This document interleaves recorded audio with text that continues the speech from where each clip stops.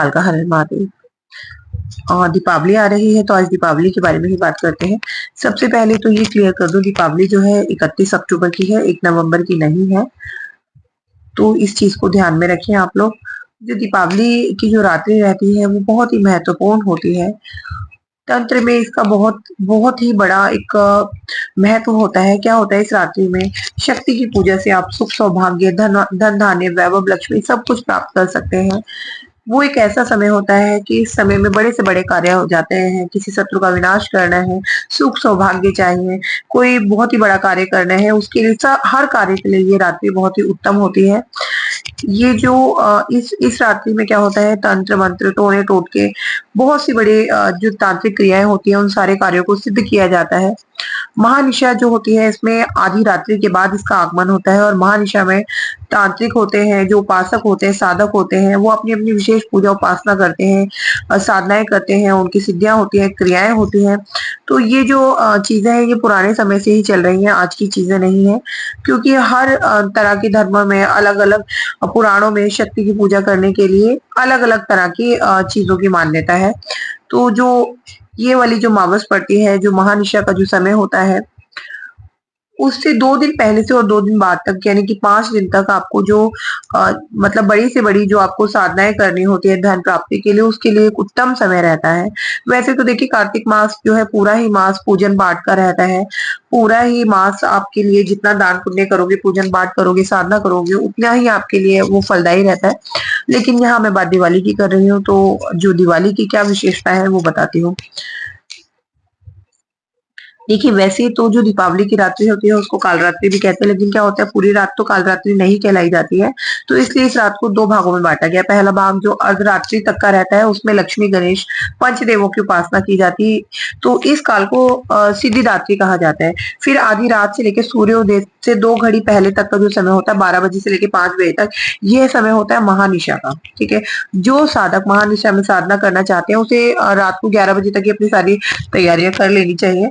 क्योंकि जो महानिशा में जो साधनाएं होती हैं वो तंत्र में बहुत ही ज्यादा महत्वपूर्ण होती है, विशेष फलदायी होती है, बहुत जल्दी ही चीजें सिद्ध होती है। इस समय में माँ लक्ष्मी की आराधना करने से सुख संपत्ति धन वैभव की प्राप्ति होती है। ये समय जो होता है माँ लक्ष्मी की पूजा और धन प्राप्ति के लिए बहुत ही उत्तम रहता है और बहुत ही महत्वपूर्ण माना जाता है। तो दीपावली की रात को 12 बजे के बाद जो मुहूर्त का समय होता है, जिस समय जो काल होता है जिसमें बड़े बड़े कार्य सिद्ध करते हैं उसे महानिशा कहते हैं। माँ लक्ष्मी की पूजन करने से धन प्राप्ति होगी। और देखिए बहुत सारी चीजें हैं, मैं खुल करके यहाँ नहीं बता सकती हूँ। मतलब बड़े से बड़ा कार्य कर सकते हैं, बस आप कम में ज्यादा समझिए। ठीक है, इसके अलावा हम इस जो ये समय होता है इस समय में हम यंत्र मंत्र तंत्र साधनाओं की सिद्धियां करते हैं। लाखों की संख्या में हवन जप करना होता है, पूजन करना होता है। मतलब ये एक ऐसा समय होता है कि इस समय में आपको सिद्धियां बहुत कम प्रयास में और बहुत कम जाप करने से प्राप्ति सिद्धियों की हो जाती है। तो ये जो सारे कार्य हैं सारे महानिशा में ही होते हैं। तो इस रात की गई साधनाएं बहुत जल्दी सिद्ध होती हैं। काल रात्रि में आप अपना जो भी नित्य पूजन करते हैं, जो भी शावर मंत्र है, जो भी आपकी इष्ट के मंत्र हैं, जो भी आपको मंत्र मिले हुए उन्हें जागृत करना होता है। मंत्र किस तरीके से जागृत किया जाता है ये सारी चीजें मैंने आप लोगों को पहले से ही बता रखी है।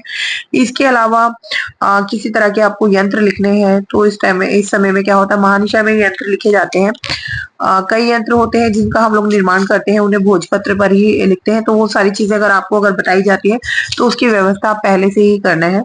क्या होता है कि इस समय जो निर्माण किए गए हुए जो यंत्र होते हैं दूसरे दिनों में जो हम यंत्र बनाते हैं उसकी अपेक्षा वो इस समय में सिद्ध किए गए मंत्र जो है बहुत ज्यादा लाभदायी होते हैं। उनकी बार बार प्राण प्रतिष्ठा भी करने की जरूरत नहीं होती है। क्योंकि दीपावली की रात्रि ऐसी रात्रि है जिसमें कोई भी पूजन पाठ करने से जो भी मंत्र जाप करते हैं, जो भी चीज हम करते हैं वो बहुत जल्दी सिद्धि मिलती है, बहुत जल्दी सारी चीजें हो जाती है।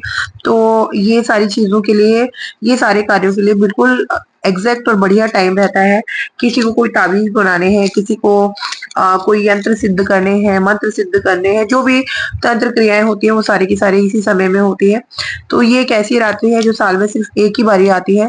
तो इस साल आपको क्या करना है, बिल्कुल रात्रि में सोना नहीं है। ठीक है, जो भी आपने मनोकामनाएं अपनी मांगी है उनको पूरी करने के लिए, उनकी साधनाएं करने के लिए, माँ लक्ष्मी की प्रसन्नता के लिए आपको पूरी रात बैठ करके जो भी आपको पूजन पाठ दिया जाएगा वो सारी चीजें करनी है। क्योंकि कुछ ज़्यादा बड़ा सिस्टम कुछ भी नहीं है। जो भी चीज़ें आप आराम से कर सकते हैं, जो भी चीज़ें आपको बताई जाएँगी, बहुत जल्दी में हो जाएगी। लेकिन इस समय में की गई, इस रात्रि में की गई पूजा, उपासना आपको बहुत ही जल्दी सिद्धि प्रदान करेगी। इस चीज़ का मैं बार-बार ज़िक्र कर रही हूँ, ध्यान रखें। अगर इस रात को भी अगर कोई व्यक्ति नई चीज़ों को करता है, तो भैया उसको पूरे जीवन भर दरिद्र ही रहना है। उसको फिर अपनी किस्मत को रोना ही रोना है। क्योंकि जब आप अपने लिए जिन चीज़ों से आप जूझ रहे हैं, जिन चीज़ों के लिए परेशान आप हो रहे हैं, उनके लिए जब आप एक रात भर जग नहीं सकते हैं, प्रयत्न नहीं कर सकते हैं, तो आप कैसे भला कर सकते हैं? क्योंकि देखिए ये टाइम ऐसा है, इस टाइम पर की गई हर चीज़ स्पेशली बार-बार बता रही हूँ, माँ लक्ष्मी से जुड़े हुए कार्य अगर आप जो भी आपको साधनाएँ दी जाती हैं, बताई जाती हैं, भली-भाँति करते हैं, ठीक प्रकार से करते हैं, तो कोई भी कार्य आपका व्यर्थ नहीं जाएगा, कोई भी साधना व्यर्थ नहीं जाएगी, बहुत जल्दी आपके लिए लाभ के मार्ग खुलेंगे। तो सारी चीज़ों को आप अच्छे से समझ लीजिए और जो भी आपको साधनाएँ यहाँ से दी जा रही हैं, बताई जा रही हैं, उसको जो भी नियम है उनके साथ फ़ॉलो करें और माँ भगवती ज़रूर आप पर कृपा करेगी, माँ लक्ष्मी ज़रूर आपके भंडारे भरेगी। जय माँ काल का हर हर महादेव।